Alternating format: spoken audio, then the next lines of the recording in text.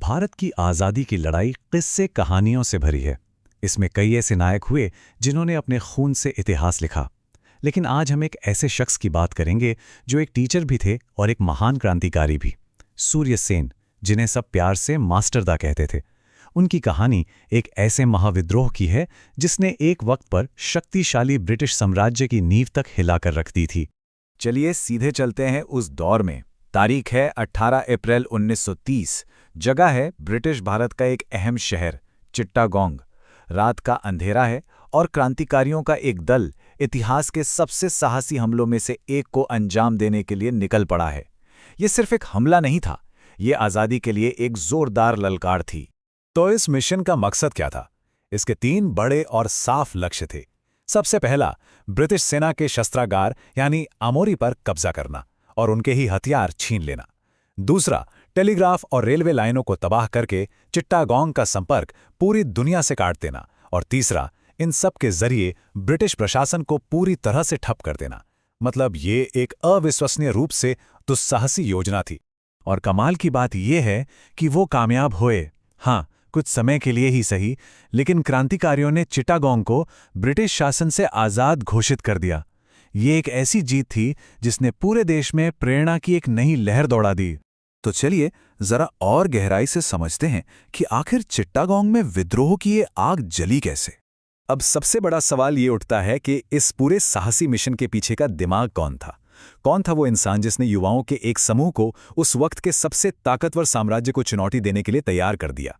उस महान नेता का नाम था सूर्य सेन, पर लोग उन्हें एक दूसरे ज्यादा अपने से लगने वाले नाम से जानते थे, मास्टरदा। मास्टरदा, कितना अपनापन है इस नाम में, है ना? ये नाम उन्हें उनके छात्रों ने दिया था क्योंकि वो पेशे से एक शिक्षक थे।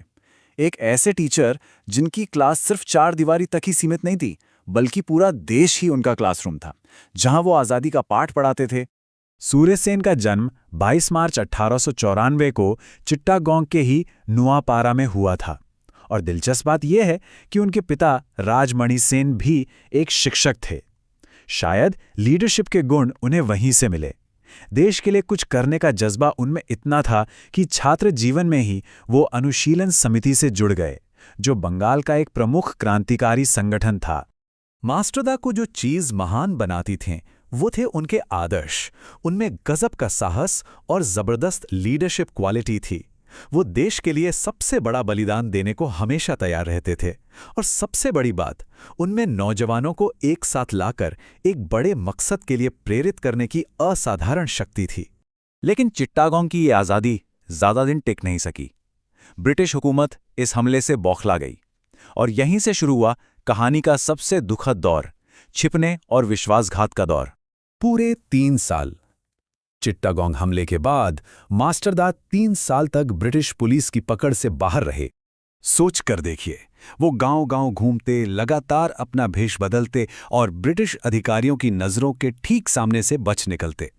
ये एक ऐसा चूहे बिल्ली का खेल था जिसमें हर पल जान का खतरा था। तो हुआ ये कि अप्रैल 1930 के उस हमले के बाद मास्टरदा लगभग 3 साल तक आज़ाद रहे। लेकिन 1933 में उन्हीं के एक साथी ने धोखा दे दिया और वो पकड़ लिए गए। इसके बाद जो हुआ वो भारत के स्वतंत्रता संग्राम का एक काला दिन था।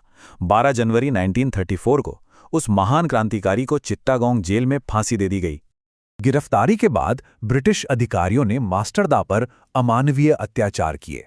उन्होंने उन्हें शारीरिक और मानसिक हर तरह से तोड़ने की पूरी कोशिश की, लेकिन वो उनके हौसले और संकल्प को नहीं तोड़ सके।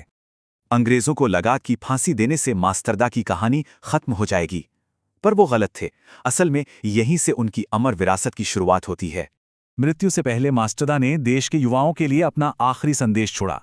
वो संदेश था साहस और एकता का। वो चाहते थे कि आने वाली पीढ़ियां बिना डरे और एक साथ मिलकर आज़ादी के लिए लड़ती रहें। और उनका बलिदान व्यर्थ नहीं गया। मास्टरदा का विद्रोह और उनकी कुर्बानी भारत के स्वतंत्रता संग्राम के इतिहास में एक ऐसा सुनहरा अध्याय बन गया जो आज भी अनगिनत लोगों को प्रेरणा देता है। आज भी पूरे भारत और बांग्लादेश में उनकी मूर्तियां और स्मारक उनकी बहादुरी की कहानी कहते हैं। मास्टरदा आज भी पूरे सम्मान के साथ याद किए जाते हैं, एक ऐसे नायक के रूप में जिन्होंने अपनी मातृभूमि के लिए अपना सब कुछ दांव पर लगा दिया। और अंत में ये कहानी एक बहुत जरूरी सवाल छोड़ जाती है। किसी भी क्रांति की सफलता को कैसे मापा जाए? क्या फौरी जीत से, या फिर उस कभी ना खत्म होने वाली प्रेरणा से जो वो आने वाली पीढ़ियों के लिए छोड़ जाती है? मास्टरदा की कहानी हमें दिखाती है कि प्रेरणा की आग कभी नहीं बुझती।